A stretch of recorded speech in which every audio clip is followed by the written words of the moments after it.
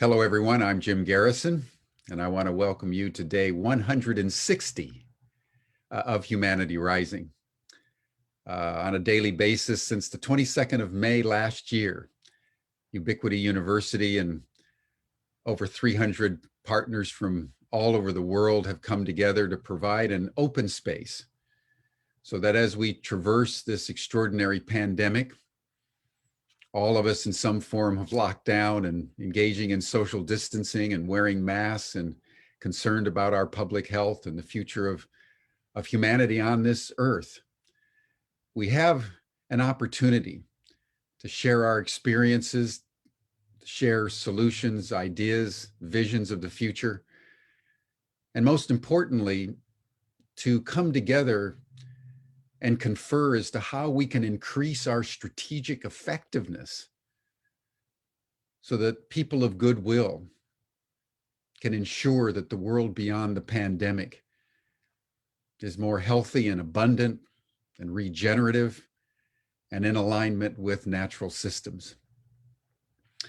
We decided to open our Humanity Rising sessions for 2021 around the theme of regenerative cities, because arguably it's our cities in which almost all of us reside that will determine to a large extent the future of humankind. As we open today, I thought it would be worth just reflecting on the importance of cities.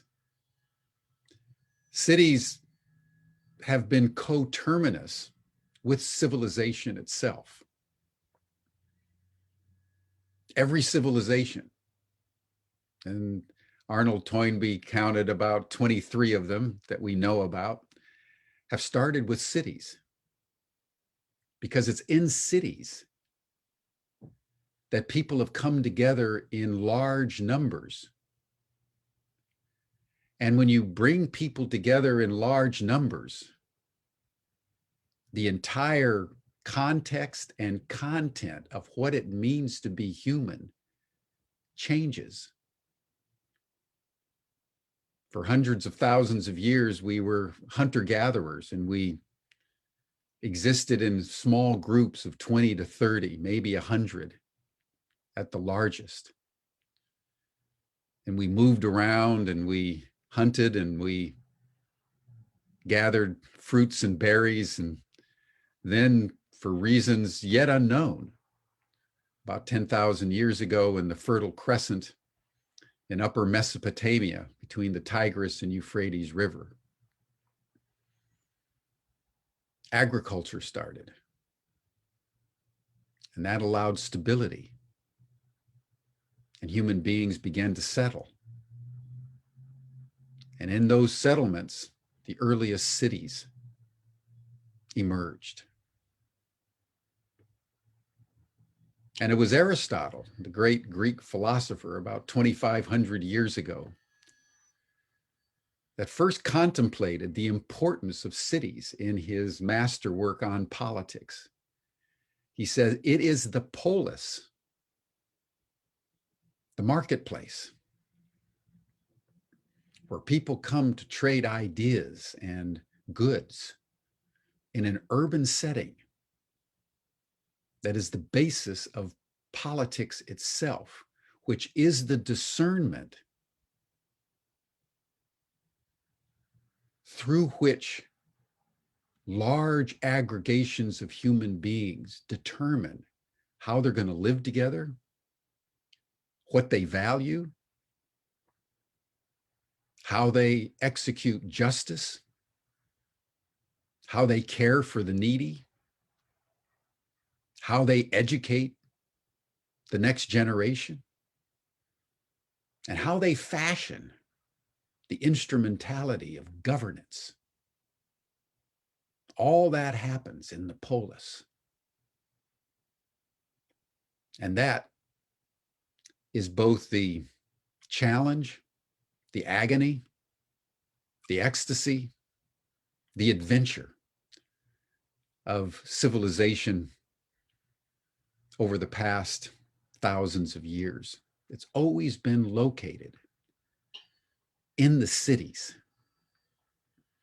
So I just thought this brief reflection would be useful perhaps to all of us as we now turn our attention for the second day on to the cities. But before we do, as we always do day by day, let us just take a pause and let us close our eyes and be comfortable in any way that you feel inclined, and take a few deep breaths and place your attention on your heart. Try to listen to your heartbeat in a spirit of gratitude and appreciation for being alive, being in a city, being with people at this moment of great choice for humankind.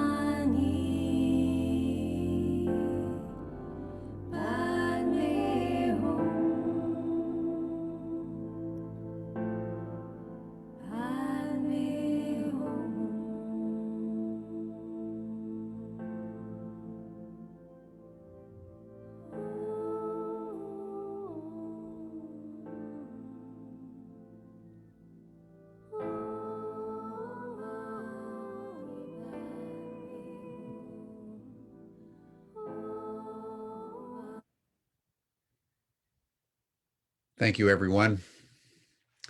Now, with an open heart and with deep gratitude, I want to first indicate that starting next week, because of the importance of cities, we're going to be offering a course that Marilyn Hamilton and Beth Sanders and others have developed especially for Humanity Rising, and will be offered through Ubiquity University. Marilyn will put the link in the chat. It's Beyond Resilience, how cities can help shape the post-pandemic world in a way that puts human well-being at the center within the context of ecological systems and ecological constraints. We want to really emphasize the importance of cities as we embark on our pathway for 2021. So there's a small little course, a little micro course as we call it, that will enable you to have a deeper dive.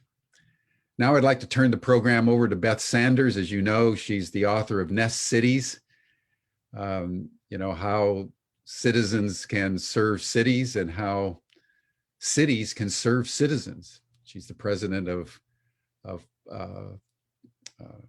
Populous Planning, an urban planning consulting firm, and she and Marilyn have convened this week of sessions for us on Humanity Rising. So Beth, I welcome you and thank you for your leadership in putting this whole week together. It's been off to a splendid start.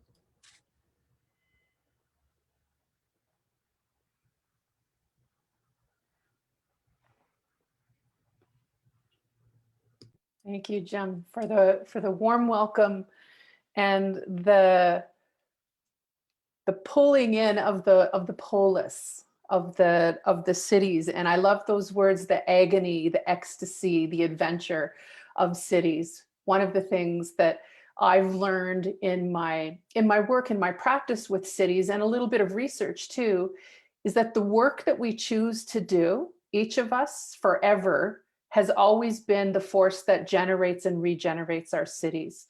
And our work is one of the ways we take action, whether it's paid work or unpaid work, it doesn't matter. So there's a big contribution we're each making as we even reflect this week on what is my participation in the city in which I live. So quick introduction of my colleague Marilyn, who I'm doing this with.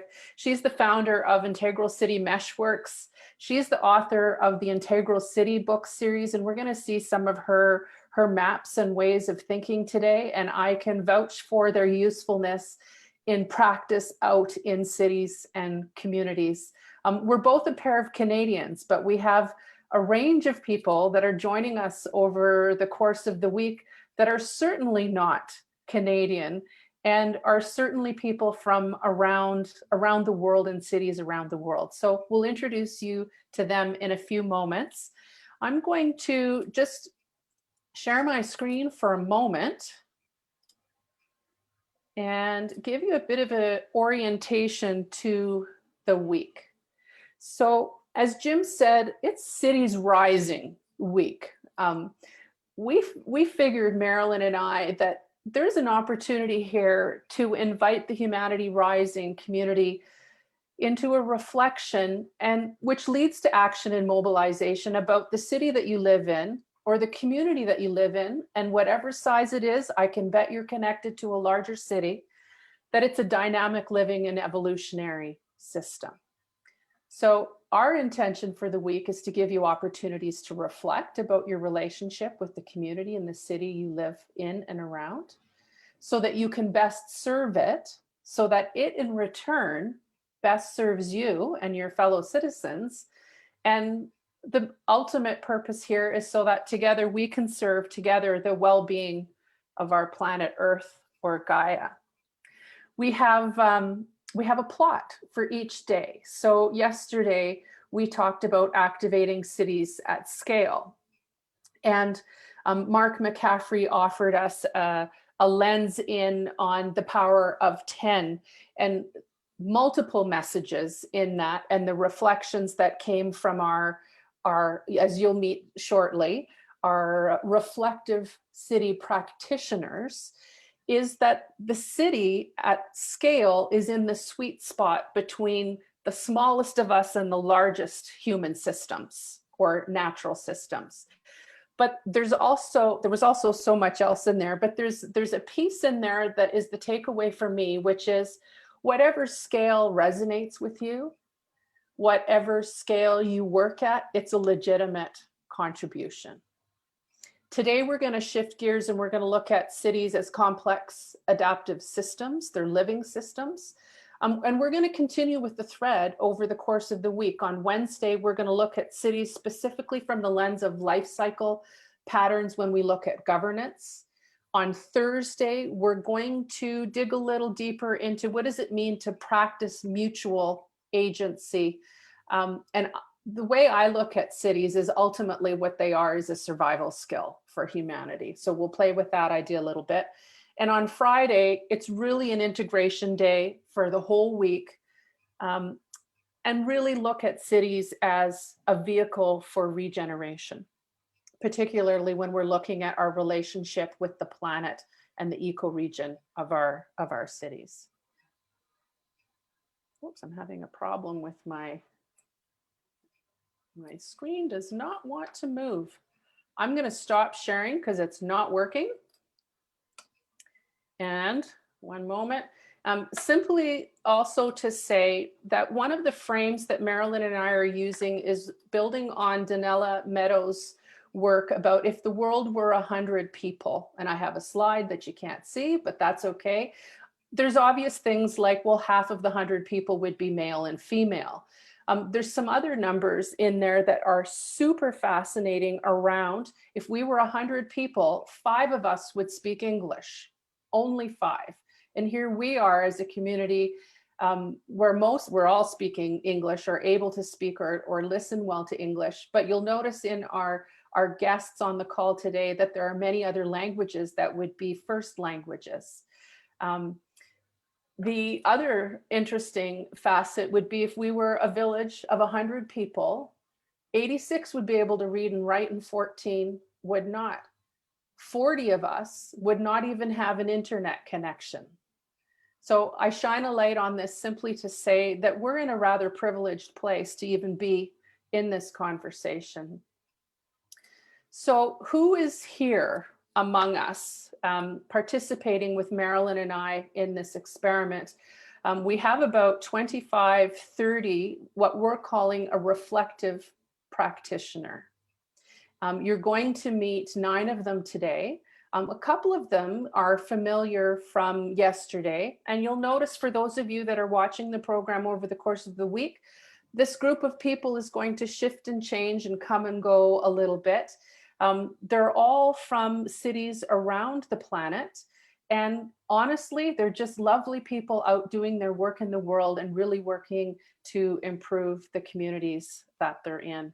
I'm going to pause for a moment and just confirm if my colleague Marilyn, if she could do screen share, because I think the next couple slides are really important for a visual for us for the call. And Marilyn, in particular, what I'm thinking about is the slide with the 5 maps.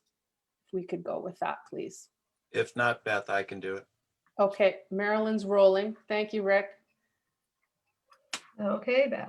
Okay, so one of the key maps that Marilyn proposes, not proposes, has crafted. So this is coming off integral theory. Marilyn's reframed by looking at the city as a system and using the integral body of work. As Marilyn said yesterday, if you look at this slide and you think, oh, this is too complicated, I'm not sure what to think, don't worry, because we're going to simplify this for you. And Marilyn, if you would jump to the visual of map 1, there we go. So this is a map we're going to pay attention to today. And Marilyn, if you would go to the next slide, please. This is a visual representation of the earlier one. So for those of you that are familiar with the quadrants of integral theory, that's what this is built on. If you're not familiar with that, do not worry. The takeaway here is there's a magic in working with cities and understanding that there are 4 critical voices to even look and examine and work together at the scale of the city. Very simply, they are the citizens who we make our cities for. If the cities don't work for citizens, there's a problem. There's the civic managers who are the regulators of the city. All of our public institutions, whether it's health, school, city government, our business innovators, are the entrepreneurial people that go out and physically build the city and make it, but they're also that creative hub.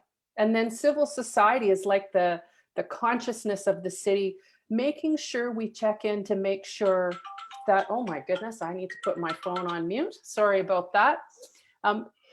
Civil society plays a critical role in making sure that the actions we're taking are just, are effective, and they're like the consciousness of the city. And Marilyn, I'll get you to jump to map 4, please. And part of the frame also in the city, for those of you that are familiar with spiral dynamics, this is a graphic representation of Claire Graves' work by Beck and Cowan. And very simply, what I want to shine a light on today is there are a range of values that are active in the city. Sometimes they work well together, sometimes they don't. But with this understanding, we can support different facets of the city in working well with each other.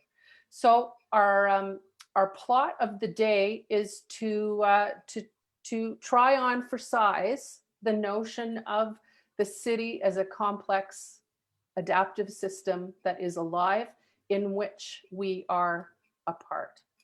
I'd like at this point to invite our reflective practitioners to turn on their videos, and we're going to make them visible. And you notice that they have indicated their name, but also the city that they're living in.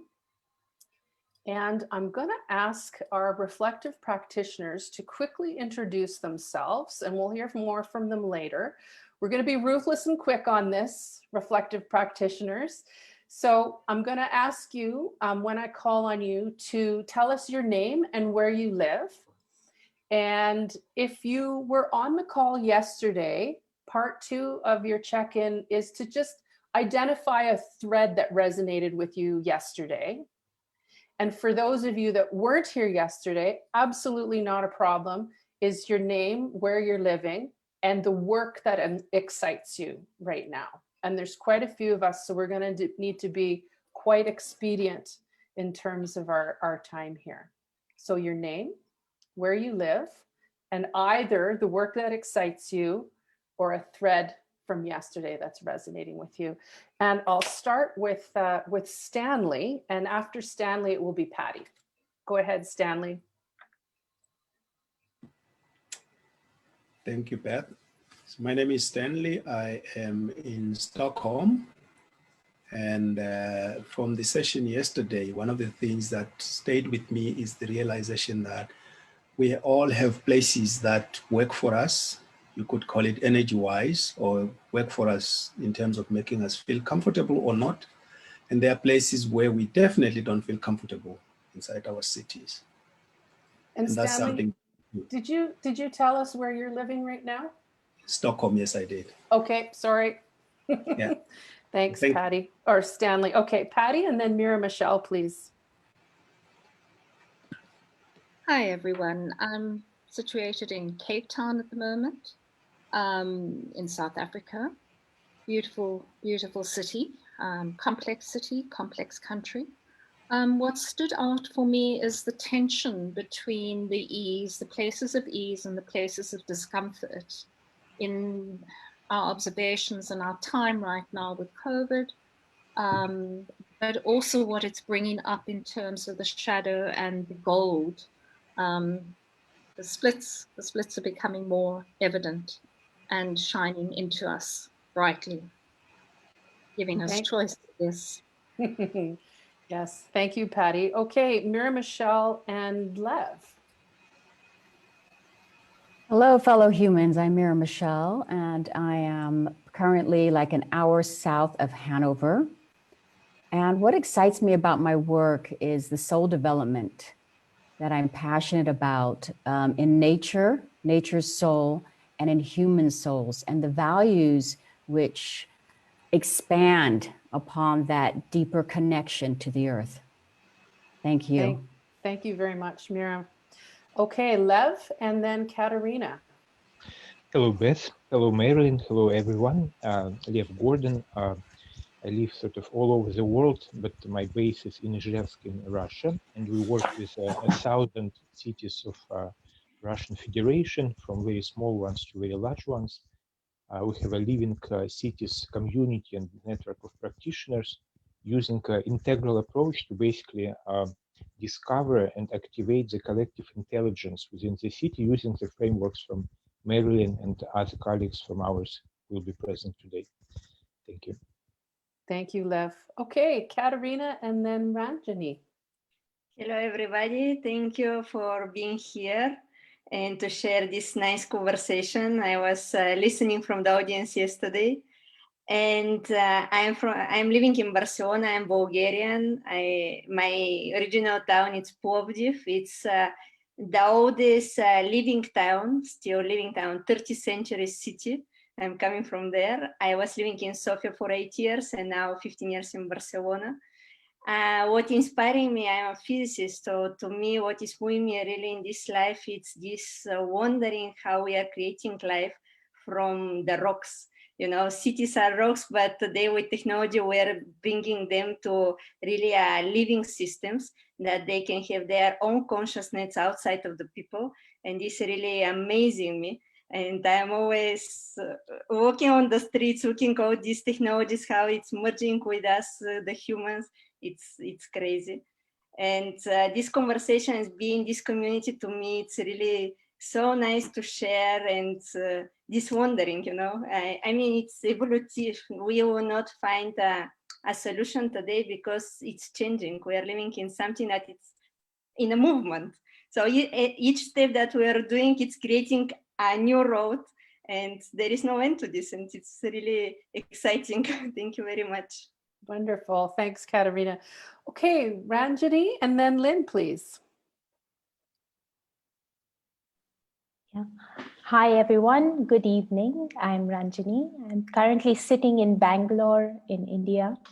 And what's exciting me right now is this, because of COVID, there is this collective criticality that has crept in, where we've started questioning things that we always assumed, which we took for granted. And this collective questioning is also bringing a spirit of collaboration, and a lot of people are coming together to try and change things. And this, for me, is the most exciting thing that could have happened over the last year.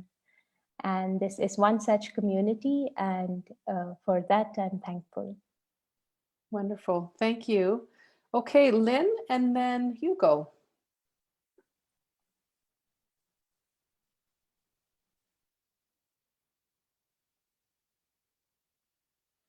And Lynn, I just want to check in if you're there and how your sound is working. Okay, Lynn, we'll come back to you. There's a technical difficulty there. So Hugo and then Luis, please. Yeah, my name is Hugo Araujo, and I'm living in Genval in Belgium. And originally, I grew up in Mexico City.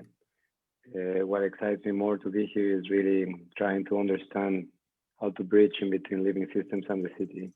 So thanks for the invitation to this conversation. You're welcome. Thanks, Hugo. Luis, and then I'll check in with Lynn. Thanks, Beth. Thanks, Marilyn. My name is Luis Camargo. I'm in Bogota, Colombia.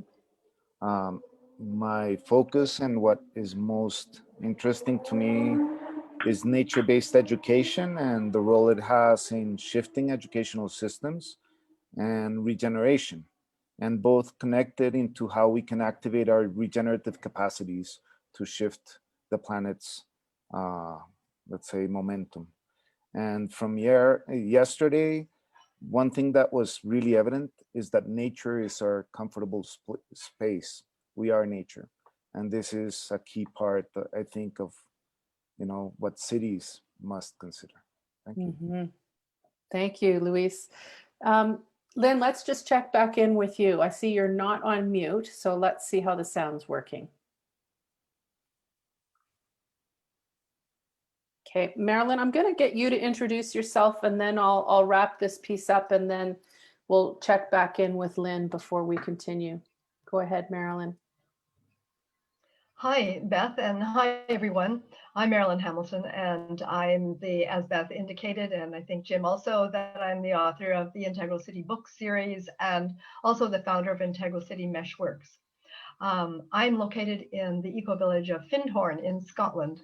But what excites me is being here yesterday, looking at the threads that Mark created and thinking about us as possibly the 10,000th generation on Earth, or somewhere in a sweet spot in the range of being able to look at the very small fractal of the individual to the whole planet. We are told that we have about 100 billion people who have ever lived on this Earth. And look at the ones who are shining on this screen. It really excites me to be able to work and explore with you all. So that's me. And I might just say something about Lynn, because I have connected with her in her Shanghai connection. Sometimes it's a little slow, and maybe we could invite Lynn to introduce herself in the chat so she is present that way. And just hope that her video can come back on. For those who didn't join us until after we all checked in, Lynn in Shanghai is at midnight. So we have to give a little bit of wiggle room for her to be able to join us. Yeah. Thanks, Beth. You bet. So let's just sit in silence and receive Lynn's audio coming through, or we'll have Lynn introduce herself in the chat. So I'll just make for some spaciousness for Lynn. Go ahead, Lynn.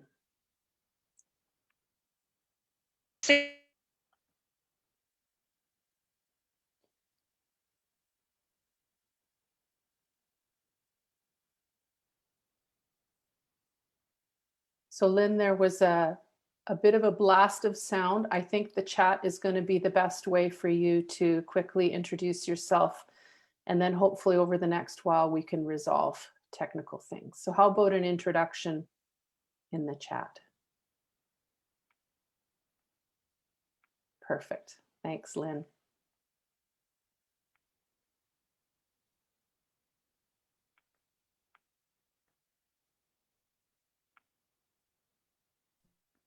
One more thing, Beth, I can ask Rick, who is looking after the tech on this call, if he could also put a link to the file I gave him earlier for everyone's bios.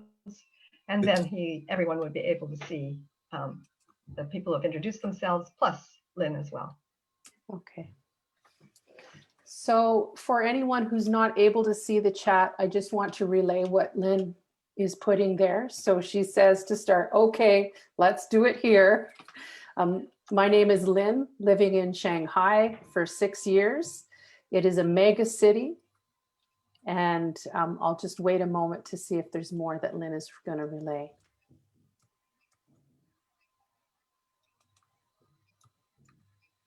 We'll have an opportunity in a little while to hear more from Lynn. So here she says, what excites me for work is to be able to bring transformation. So before I hand off the torch here to Marilyn for the next part of our agenda, I just want to highlight that there's a few different roles on the call here that you're going to see over the course of the next hour. Marilyn and I are co-hosting this week, but we've pulled in some people to serve as reflective practitioners, most of whom you've just met. And their role on the call is we're going to invite the audience and these practitioners to reflect on their practice related to the theme of the day. And then today we're going to call on Luis to share some of his expertise, but we're asking Luis to draw on what he will have just heard from the reflective practitioners to land what he has to share about cities as complex adaptive systems. After we hear from Luis, we're going to go back to the reflective practitioners to see how what he's just offered resonates in us for our respective practices, for the work that we do in our communities, as we learned yesterday, at any scale. And we'll have some exchange and discussion there. And then we'll close. But when we close, I really want to shine a light on for everyone on the live call is immediately following this 90 minutes is part 2, which is super juicy and it's new for the Humanity Rising community. There's a group of people have organized to host us all for an additional 90 minutes.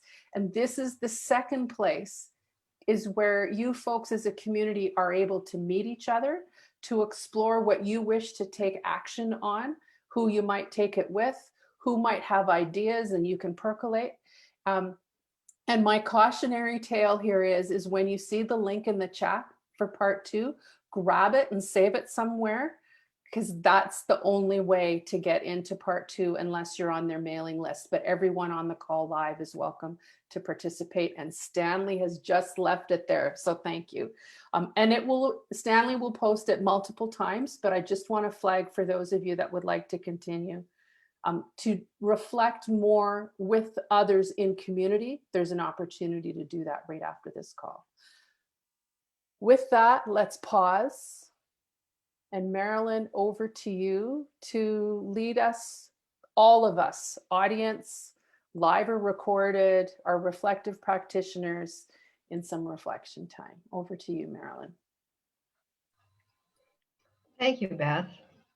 I'd just like to invite everyone, all the reflective practitioners, everyone who's in the chat, everyone who's listening to us even in live stream, just close your eyes or soften your gaze and get comfortable in your space, in your body.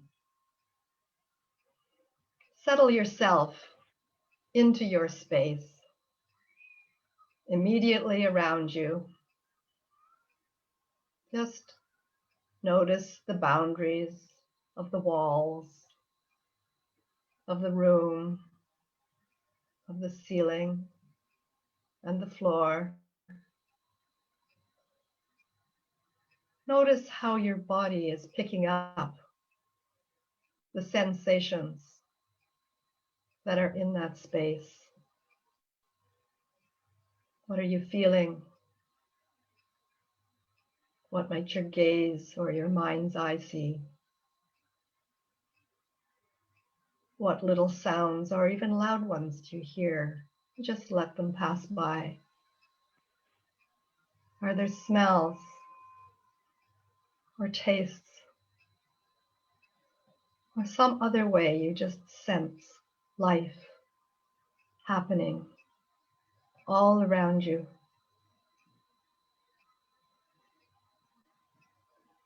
And in this quiet space,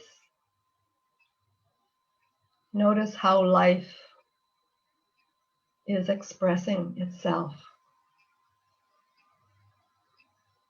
Notice if there's plants or animals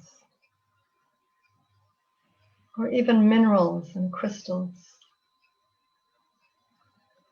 A sense of all the elements and plants and animals of nature who are embracing you wherever you are. Notice your breath, how it ebbs and flows, contracts and expands. Reconnect with your heart that we connected with at the beginning of our session. And wherever you are, however you choose to do this, whether it's in your mind, or you wish to speak it out, hum it out, sing it out, draw it, whatever works for you, reflect.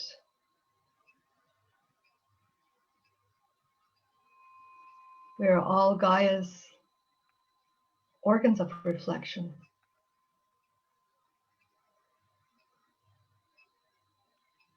And as we're sensing and reflecting, just notice in your community, where is there a place that makes you feel fully alive? In your memory, notice who might be there. What are the conditions and qualities that attract you?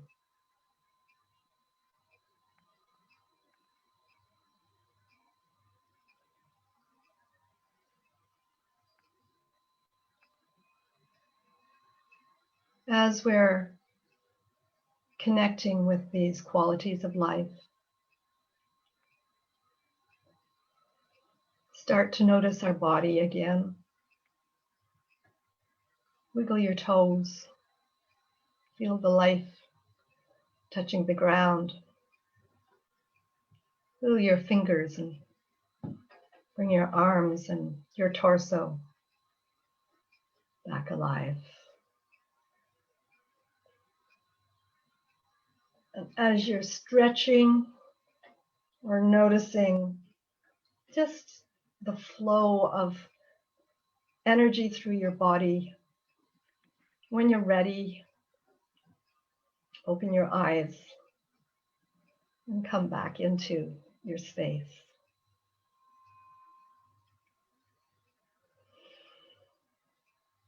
And now we're going to just invite our reflective practitioners to notice what they noticed. And as our reflective practitioners share with us, we would invite our audience to observe what they share. How does it resonate with you or not? How does it resonate with your experience? Whatever ways you notice, just keep noticing how you notice and notice and notice. Notice how you connect with life.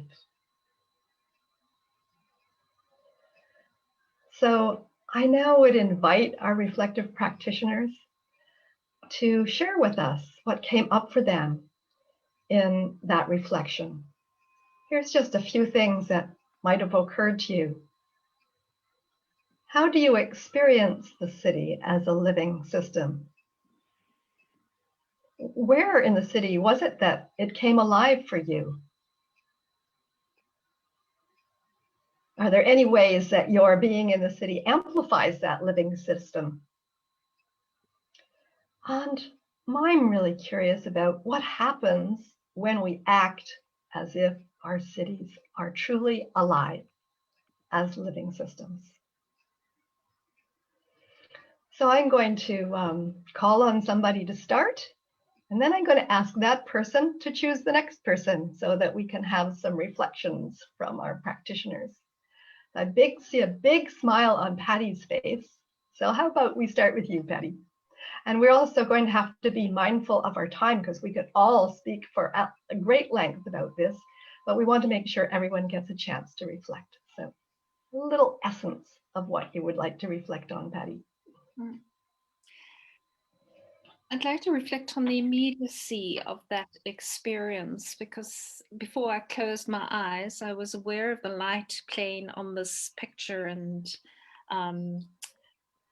lampshade behind me. And as I closed my eyes, I was aware of the trees blowing, the gentleness of the wind that we have today, and that play of the sun on me as I was hearing in the road close by people going from work, or the traffic kind of ending down at the end of the day.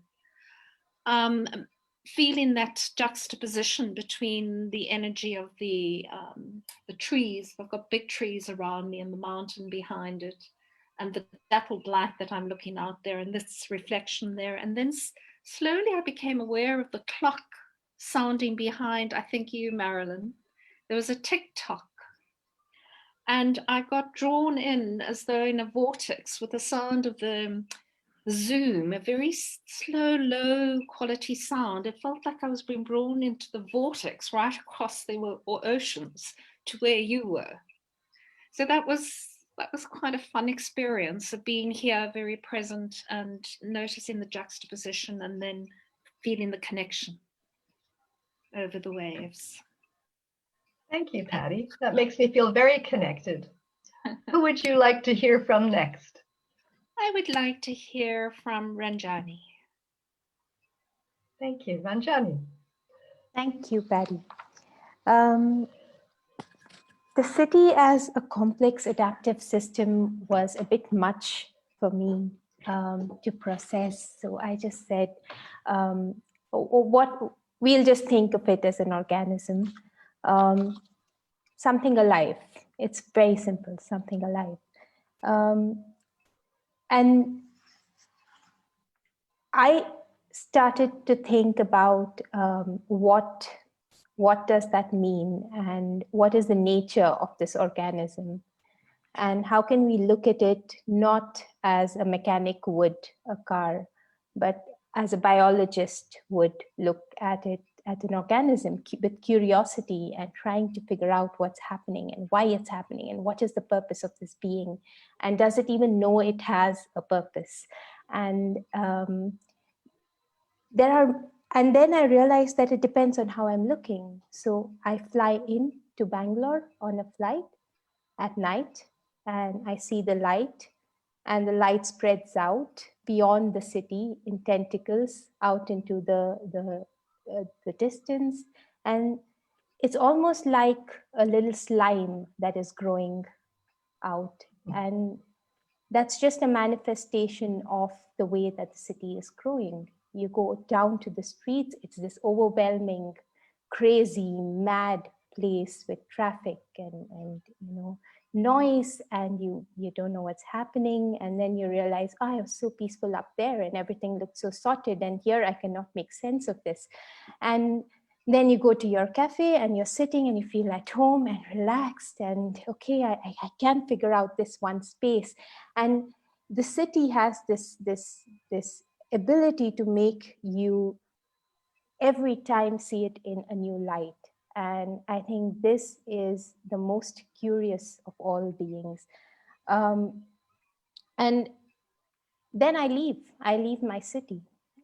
I go to another city, but I'm still in Bangalore because now, today, we are no longer connected only physically. I am connected online, I'm connected by mobile. I'm still living with my mind in my city. So I think it is a state of mind, it's a state of spirit, it's a state of being, and it is something that one very rarely lets go, which is why my name is Ranjani Bangalore ? Because right now I'm in many cities, all the cities that I've been in, I'm there. So it is something that we have not yet managed to define. And yeah, that's me. Thank you. Very beautiful. Who would you like to hear from next? I would love to hear from Stanley. Thank you. You can just put yes. Thank you, Benjamin. So as I was doing the stillness and the movement in the body following Marilyn's beautiful guidance, something that comes up for me is a question mark about what are the parts of my body that I haven't got access to by my awareness and my consciousness that are serving my body as a living organism. And then I started to reflect on what parts of my city are the same, that they serve me, they serve everyone in the city, but we are not conscious of it. And these parts, we could call them our unthankful. We are unthankful to these parts because we are not really aware of them. Sometimes they are the people behind those things that function in the city that we are not aware of. And something that's really vivid for me is the food that comes into the city that most of us have no connection to. The food that comes from the farms around the city, and sometimes the food that comes from people as far away as in other continents. And those people are alive, they have their wishes, they have their dreams, and those dreams are transported to us, you could say, through the food, and it comes to us as a gift, but we are not really aware of it. So if I am not in touch with my toes, because I'm not paying attention, at least I have my toe has a way of telling me if something is wrong. I will feel the pain, but I don't have that connection. If I'm not aware of the activities that are going on in, say, in India, where my food might be coming from, I don't get to connect to the pain, to the joy, to the suffering, and to the beauty that those people might be contributing to my life. And that's maybe at a global scale, but even with my neighbors, there are neighbors who are contributing to my life and I'm not connecting to that because I'm not paying attention. And so this is for me, the aliveness of the city can come alive also as I come alive, as I become more alive and aware of what's going on inside my own body and my mind. That's what kind of comes up for me. Thank you, Stanley. And whose essence of aliveness would you like to hear from next? From Katarina. Katarina. Thank you very much. I mean, to me, meditation is something really miraculous because I cannot say I am concentrated, but in one moment you have an image. And now on this question to me comes, I really enjoy walking, and what cities has, it's this, the most alive place is the streets. People walking on the street, just Saturday, Sunday, just walking. And however you know them or don't know them, seeing them, it's making you happy. When I arrived first time in Barcelona, I was totally alone, without the language, without the culture, totally on a new planet. And just walking around the streets of Barcelona, you connect to the spirit of the city. It's something it's abstract, you know. It's not necessary to have, how to say, face, but you can feel it, the energy, the emotions, slowly the culture. And Barcelona, it's a city, I think there is a few cities like Barcelona that are cosmopolitans and that create their own culture.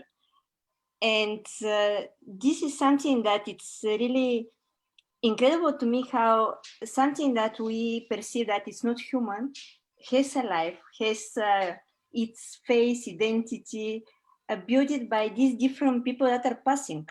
Barcelona as a city, it's very interesting that they're not focused to keep residents for total your life. You can come to Barcelona, live 5 years, and it's okay for the city. And the city is teaching that this is part of Barcelona. It's not Spain, it's not Catalonia, it's not Europe. You're from Barcelona. And to me, this feature, it's what it's making us to be connected anonymously. However, I don't know the names and I can speak with everybody. It's not important that I don't know you 5 minutes ago. I learned it from the city itself, that just sharing the moment, it's enough, you know. So thank you very much. Thank you, Katerina. That's very lively. I love Barcelona, and we heard yesterday how seeing no people on the streets was very alarming when we talked about what people were experiencing in different cities. So I'm going to actually call on Mira Michelle next, because I'm also going to order the next ones, and after Mira Michelle, it'll be Lev. Thank you. It's good to be here with all of you. As I was reflecting and feeling, it's one of my primary jobs is to feel. Okay, I had to retrain myself to feel first, then to think. I was feeling this holding vibration, and I was feeling that each one of us were holding the space for the cities, and that felt like an affirmative to me, that I felt this opening here. And then I was feeling how the question emerged within me during the meditation about an adaptive complex system.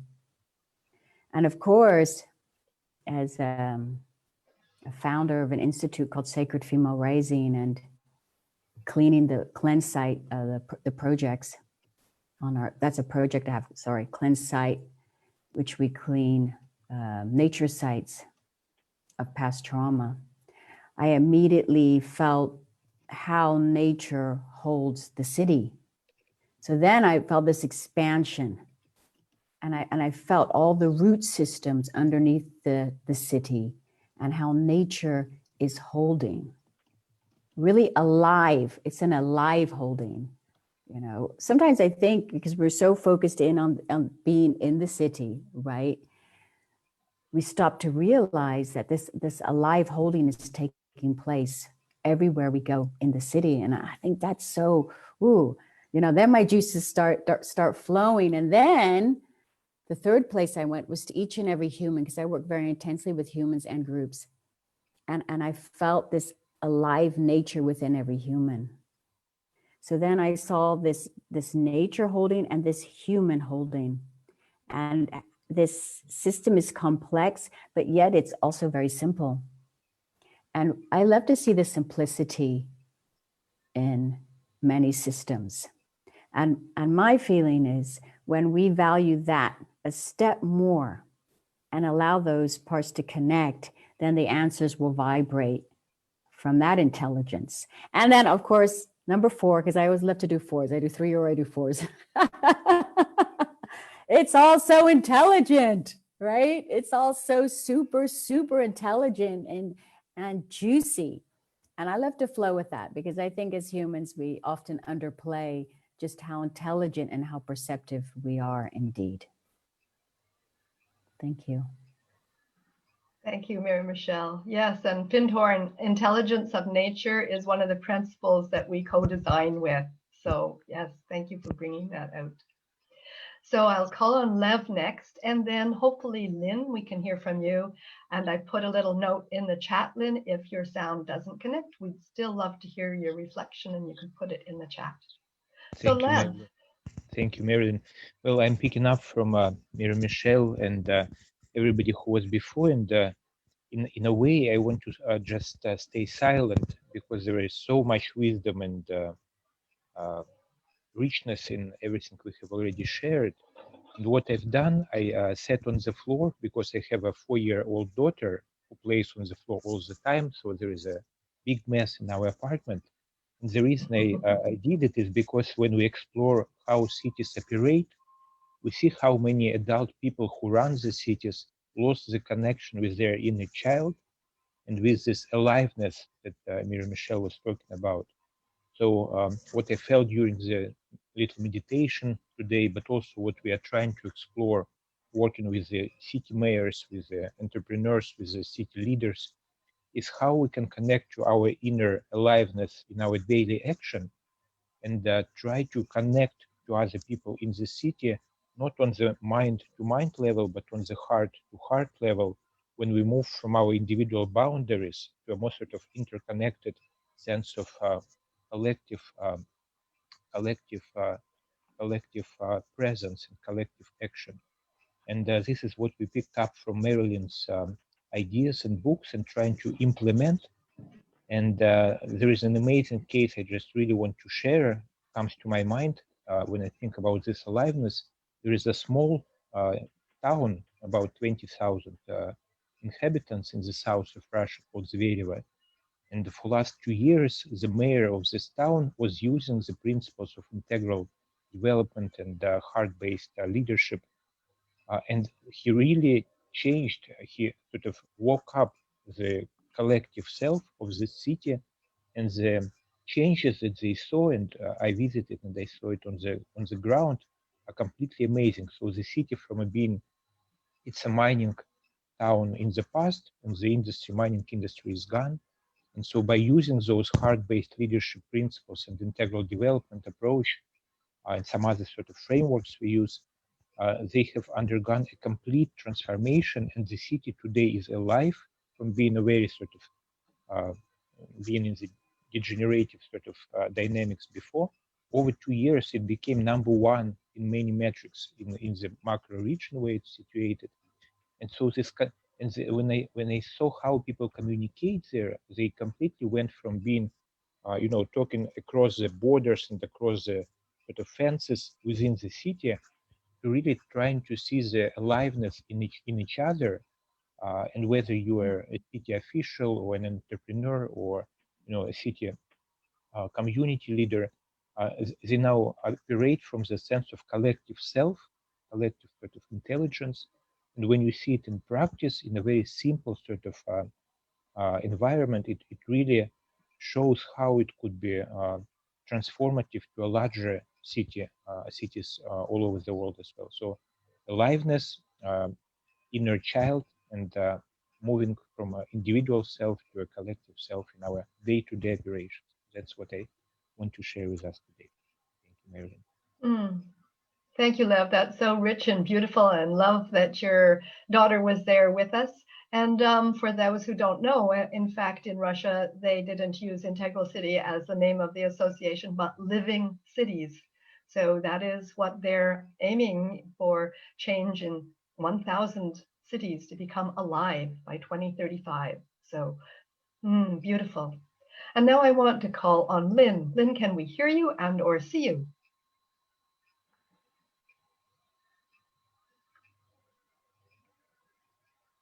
I can see that your little frame is saying that there should be some sound there. Do you want to give it another try, Lynn?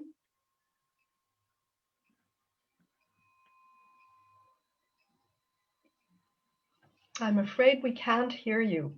So I will ask you to put your reflection in the chat so that we can hear what came up for you with your work in Shanghai as the ED for the natural step. We know that you're making a huge difference in China, and that we might be surprised about how you're using natural systems there. So I hope you have a little story of your own reflection that you can put in the chat.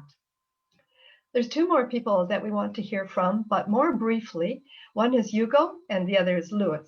And the reason that I have left them till the end is because they're fulfilling a special purpose. Hugo is actually creating a 7 vortex map that you can see on a separate screen. And Hugo, did you want to just give us an essence of what came up for you around thinking about cities as alive living systems?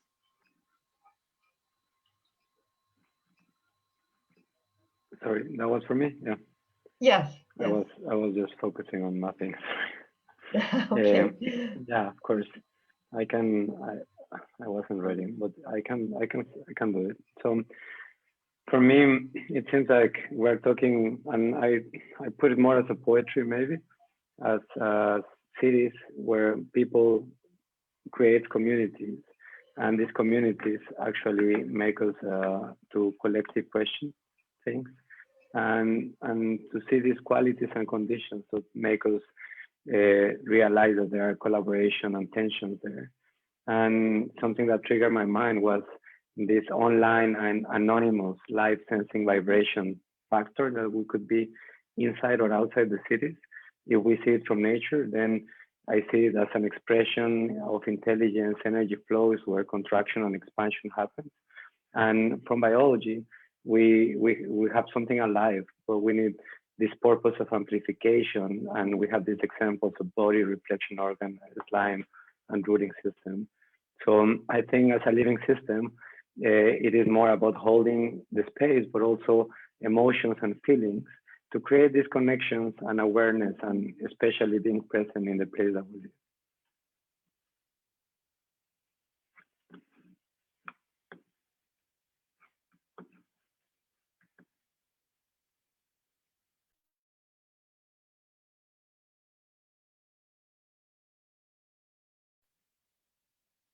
Is it okay? Yeah, you're okay. You are okay. I was just waiting for Marilyn to pick up, and I think she might have been popped off the call. Marilyn's gone. Okay, thanks for the confirmation, Rick. Well, it's okay timing, because it was just going to shift over to me and Luis anyway. Thank you for that, Hugo. We'll call on you at the end of the call for a synopsis. And for folks, when I was outlining at the beginning of the call the roles that people are playing on the call, I neglected to mention what Hugo's role is. And in the chat, there have been links to the 7 vortex work that he's been doing. What he's doing is he's capturing what's happening on the call and then mirroring it back to us. And when he's able to attend part 2, when we're meeting with each other and connecting with each other, he's going to pull that thread into when he's able. And Hugo's with us for the whole week. So thank you for that. And Luis, we're asking you to provide a different kind of reflection. And what we're asking of Luis is to draw on the threads of what our practitioners were just offering and give us some rigor, some handles on what it means for cities to think of them as living and complex adaptive systems. So quick introduction for Luis is he's the founder and director of the Organization for Environmental Education and Protection. And this is a nonprofit that's registered both in Colombia and the USA. And through that, he works has worked directly with over 100,000 children and youth and educators, integrating nature in their work. And he's also the co-founder of the Weaving Lab. And he also is a climate reality leader. This is fascinating to me, with the Climate Reality Project. And he's also part of the core team for the Regenerative Communities Network. So Luis, I'm very excited to have you here today and hear the combination of your work and the threads that have just been offered, and a gentle reminder that we're looking for 10 minutes, and then we'll re-engage with the reflective practitioners on what their reactions are to what you offer to us. So welcome to you, Luis. Thank you very much, Beth. I'm really excited to be here. And I would like to start with kind of a brief composition of the reflections the practitioners made. And I'm dividing them in 3 areas of how cities engage. One is the dimensions, the other one's going to be the connections, and the other one is going to be the weave. And in listening to all of you, I was thinking that these three levels will have to integrate in some way, and we'll figure that out in a bit, I think. But in the dimensions, I was sensing, there's definitely an inward and an outward dimension. And this is really important because the inward dimension is not only individual, but it's also collective, and it's also the living system that a city is, and the ecoregion where the city is in. So there's many levels into this. Beyond in and out, there's peace and chaos. So how we can contrast, the peace and the chaos associated with the city. This was something that emerged for me. And associated to that, nature and the urban hustle. This is a good example of peace and chaos at some point, nature and the urban hustle and how those two interact. And this relates to aliveness and movement. I think one of the essential parts of cities that make them alive is this, their movement, the amount of energy that's moving around all the time. And this movement is of many ways. We heard of the trees moving, of the wind blowing, of the birds and the animals that are in the city, but we also heard of people walking, people talking, and people moving. And then we heard of everything that's happening behind that is allowing us to benefit and to live within the city, all the people that are working in the functional, operational parts of the city. So these dimensions for me are an important set just to put on the side. This is one of the elements. The second element is the connections. So when we look at cities that are alive, they're alive only because they have connections that are in contact, in constant interactions. There's energy in people and nature, and they are connecting all the time. And these connections are of two types: connections in what we know, so family connections, community connections of people we know, maybe connections with knowledge we know, connections with natural elements we know, but also connections in anonymity. And this was something really important that emerged for me listening. And it's, how do we know the other? And this is the question that arises. How can we really know the other? Is it really critical to know the other to have a live and thriving city? Or the way we know the other is via the heart and opening the heart to connect and know the other. So this became really important because the heart and our capacity to love ends up becoming the language of connections. If we look at a tree inside a city, are we allowing ourselves to connect through the heart?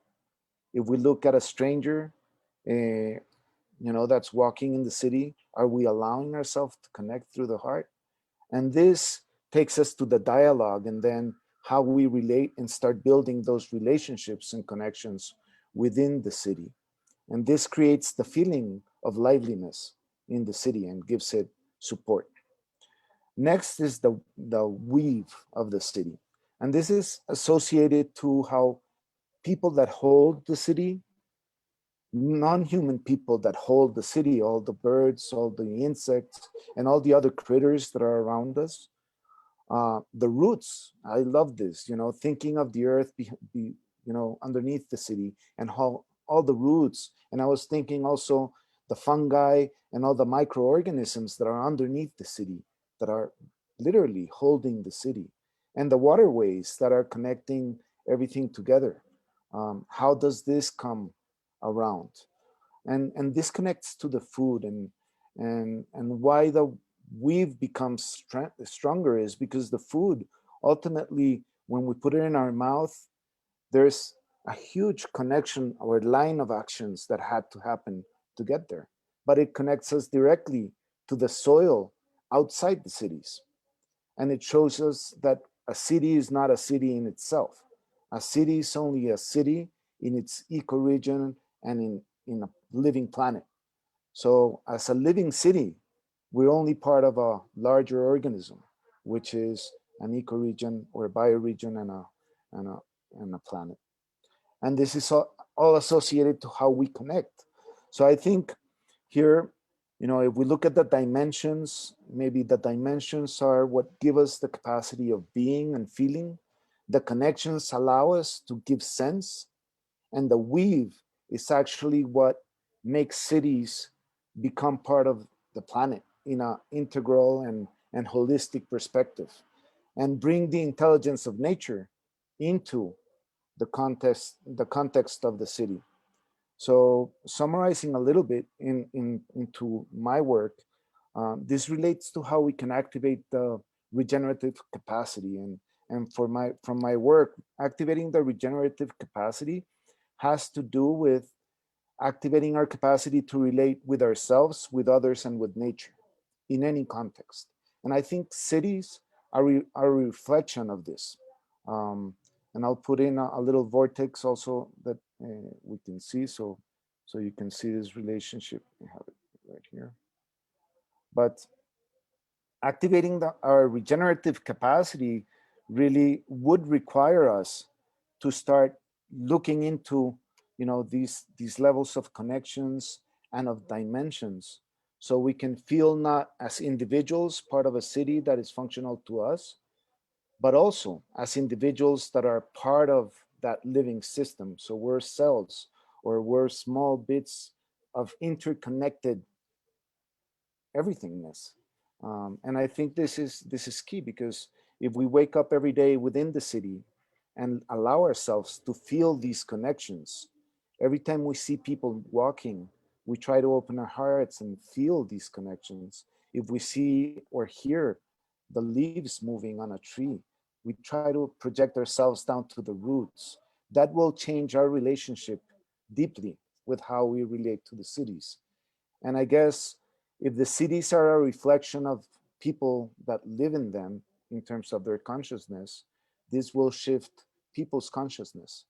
So ultimately, it'll end up shifting the whole city to become a conscious living city, a city where everybody is aware and conscious of how we are connected. And I think this is the key aspect to activating our regenerative capacity, because at that moment we can start interacting from the heart, interacting from a different level that allows us to collaborate, allows us to really synchronize in order to create cities that are thriving and that are living. And also it allows us to start transforming cities that we have today, and inviting nature, inviting more life, more connections, more sources of of energy, of this energy, vital energy that we were talking about, into the city, in such a way that cities can really pick up and become that place where peace and chaos coexist in one, and they don't become polarities. They actually become part of the same. So this is some of the ideas that came out for me in the conversation, and I hope it brings a little bit of rustle into your minds. Thank you. Thank you, Luis. That is, that's lovely. The dimensions, the connections, and the weaving. And I appreciate how you wove in some of the words that the reflective practitioners spoke in their reflection. So thank you for that. That attention to detail is appreciated. I am going to invite our reflective practitioners and the audience. Let's just sit in quiet for about a minute and notice what your reaction is to what Luis was just sharing. And ask yourself, what are the implications of what Luis was just offering to you and the work that you do in your city or your community at whatever scale, whatever it is you do. And then I will call on the reflective practitioners for a reflection round before we close today to hear about what the implications are, what you know and understand differently about the work that you do, the contributions that you make. So we'll just sit in silence for a minute and contemplate that.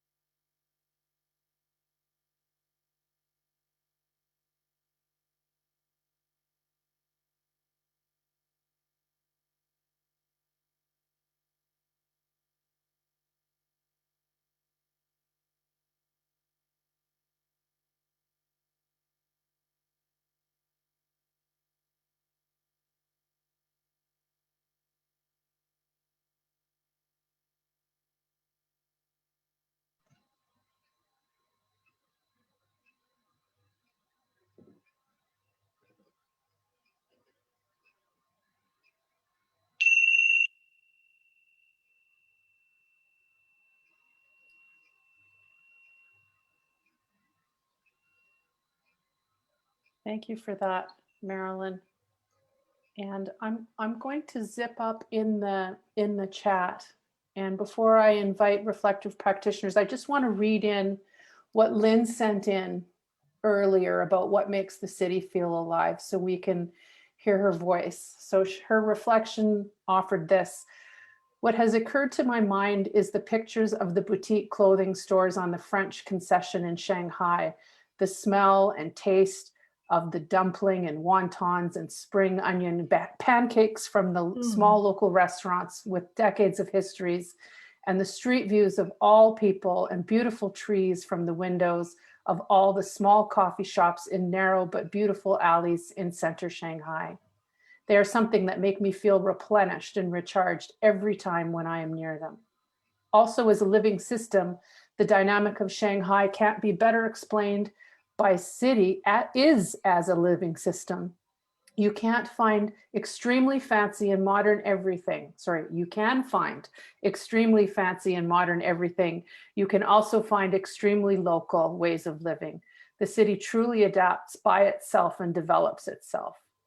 Then, as what all living system has principles, then I start to reflect on what is the lower level principles of Shanghai.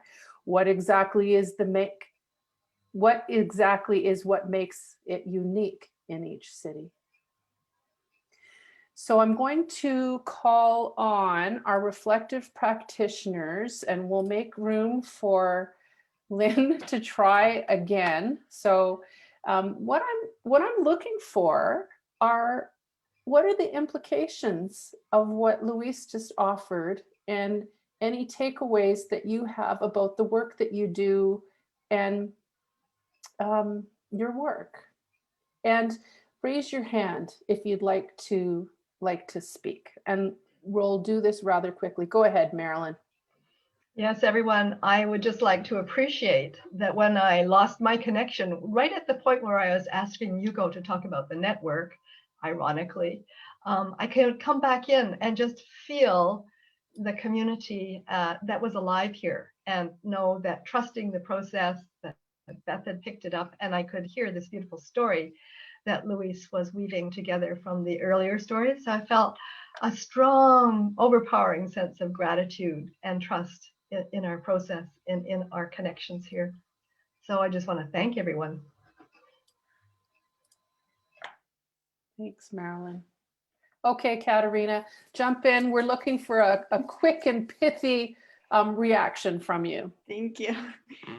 Thank you. I was thinking, because I'm involved in interconnecting the technology, that we are coming from this tradition that the technology don't have a soul, but now we develop so much of technology, and there is so many communities that are bringing this in artificial intelligence. And this on a city level, it's the hope of the cities to become with their own consciousness without people. So we can start to imagine a cities without people, and they can work. It's something that it's a future that it's possible. And in the other hand, we have these communities here that we are trying to make the cities more human, that are not so much artificial. And to me, this is where the cities needs to put the effort about the sense of belonging. I think the sense of belonging is so much human. I mean, it's part of our body, of our self, that it's where we interconnect and bring the mountains, the rocks that it seems that they don't have soul, that we can communicate and connect this spiritual level. And in my spiritual path, I meet this need of the human to recreate itself in the other levels of spirituality, you know. And today, with all this technology, all this virtual world that we have, I believe we can resolve for us some of the issues in our spiritual world, you know, in our spiritual evolution. And this is bringing to me a picture of a future that it's so strange, so different from where we are coming from, the 20th century, that the material was just without soul. And we are opening now these perceptions of multi-universe inside of the city in a sense that it's really tangible. And now listening to Luis, listening here to the reflections of feeling, I believe, I mean, I'm studying my children and they're so much different from my generation. And it's so strange to me to see how they are so fluently in multi-universes. For them, speaking about spiritual, about miracles and magic, it's a norm because of the technology, because of the virtual experience that they have. And Katerina, you'll be in the chat in part 2, right? So yes, thank you. What I'd like, because I'm pretty sure you're going to be there, and you have this brilliant perspective on cities and technology. So if anyone would like to visit with Katerina more about this or hear more, like, come to part 2. And I see that Stanley's just put the link in. Katerina, I'm just going to make space for a few other voices before the end of the call. So who else would like to either build on what Katerina offered or offer something maybe different? I will. Thank you. Yes, please. Patty. You know, the work that I do is working with the human in groups and in organizations and liberating the intelligence that is in there. And what I was so enlivened by Luis's work is I feel alive. I actually feel myself vibrating, listening to this conversation and feeling the connections, because it's creating those different dimensions. The images that are coming through are creating the different dimensions and the weaving in of this aliveness. I am so excited to continue to bring this back into the work of understanding self and others through the living systems. So I'm just feeling alive, really alive. Perfect. Thank you, Patty. That's lovely. Ranjani, is there anything you would like to share at this point? Just a quick check-in, no obligation. Very quickly, if I might. Yes. What we see very often in the practice of urban planning is to see the city as a resource, as something that you can exploit, something that you can go and take from. And what I saw in this conversation and what I felt more than saw was this sense of love and nurture. And how can we start looking at our cities as something to be treasured and nurtured, and how can we become custodians of the city and bring that spirit of saving it and giving it to the next generation. And I think this sort of mindset change is something that might really go a long way in bringing cities as real engines of sustainability and love in the world. Yeah. Lovely. Thank you. I have a feeling, Mira Michelle, that you might have something to share. No obligation, just checking. You're feeling me, sister. Well, the first thing is such deep gratitude to all of you. And Luis, that was just like splendid. I felt what you, my sister, was saying. Also, I felt this yearning. I was feeling the city, and I felt this yearning of the city system, of the human system, reaching towards that vibration which you spoke out from all of us, which you weaved in. And I love that you use the word weave also, because we women are weaving with energy. And just wanted to end with this picture. I think it's quite appropriate. This takes me like maybe 30 seconds to speak out. So I go to places and I reconnect the land with built structures. When there becomes a problem in the technique or how the people are living within their buildings and flats. And what I found one time outside of Geneva was that a building that was suffering, the electricity was suffering, the people in their houses weren't getting enough energy in the body. And actually the building, when they ripped down certain key trees, very old ones, and then didn't come to the land with a reflection or with a connectedness of exchanging information, right? Or sacredness or permission, we can go down that track, that underneath the building, the actual earth had pulled back her energy away from, maybe some of you have experienced this, away from the building, that the earth energy no longer sat underneath the dwelling. And that was fascinating because it really created certain problems that no one could solve actually. And it was not easy to reconnect it. It took a few days. So there is a real living explanation on the other side of how our brother weaved his dimension connection and weaving that together. It has very real results in our world. And I'm so excited to live in this future city. Thank you for that. That's lovely, Mira Michelle. The weaving on the weaving, in the weaving, on the weaving, around the weaving, everywhere. I love it. I want to check in with a couple of other people before I pass on the close to Marilyn, who will pull in Hugo. So a very quick check-in with Stanley and Lev and Lynn. So Stanley, let's have you jump in, and then I'm going to check in with Lynn, and then I'll check in with Lev and Luis. Lots of L's here. Okay, Stanley. You. So I just want to follow up with Mira Michelle just talked about, which is the ability of the city to heal, or rather our ability to recognize that sometimes there is healing that needs to happen. And what Luis was painting is really a vivid picture of what a city when it's alive, would look like. That's the future city, but it's also a city that lives inside of us already, at least inside some of us who are longing for that. We are holding that as a picture, but also we are already moving towards that with our actions today through our work in different ways. And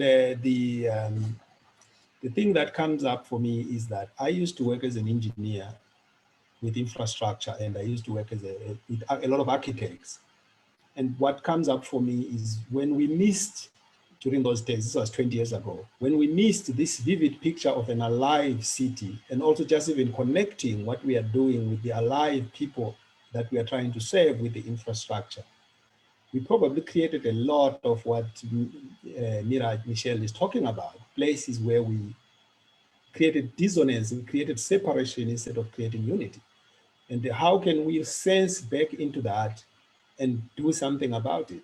Because we can do something about it if we did sense into it. That's beautiful, Stanley. Thank you. I'm going to make some space to hear if we can see if we can hear Lynn. And if we can't hear her, we'll get her to write it in. I'll check in with others, and then we'll be able to read in Lynn's comments. So Lynn, can we hear you?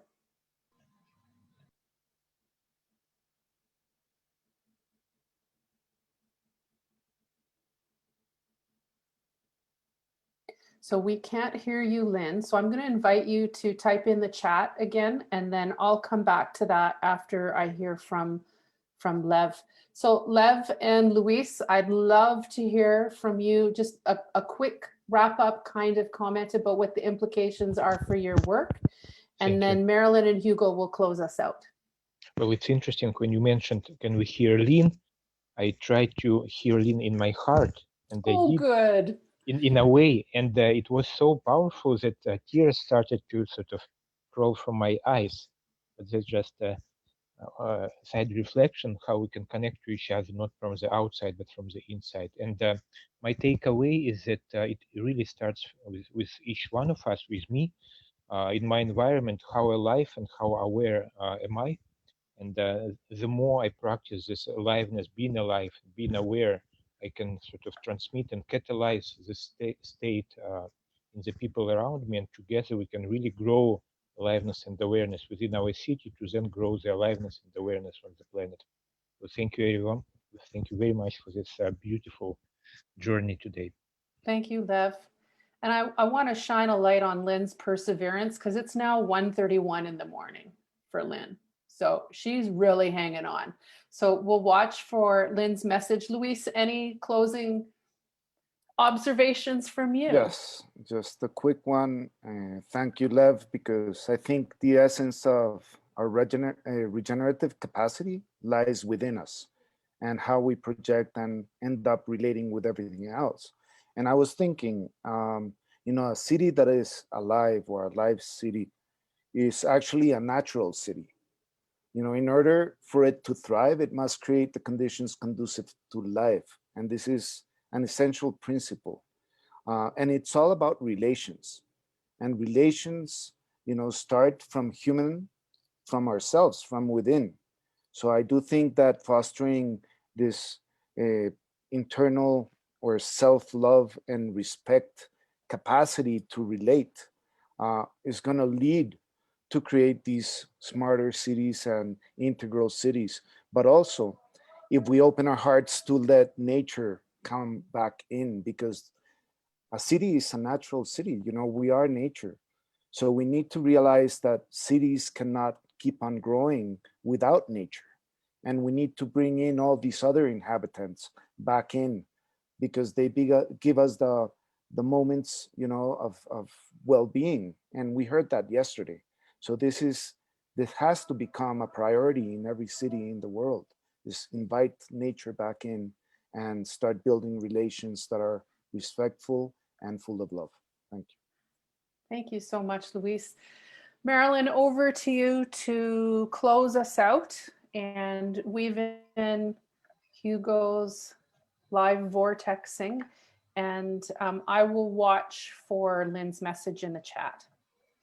Great. Thanks, Beth. And just give me a hand if you see that come in, because I'm looking at a different part of my screen. So Hugo, I've been seeing that you've been creating this incredible vortex from our discussion today. Would you like to just highlight that so we can put it on speaker view and see what it is that you've been noticing as you've been listening to everybody very intently?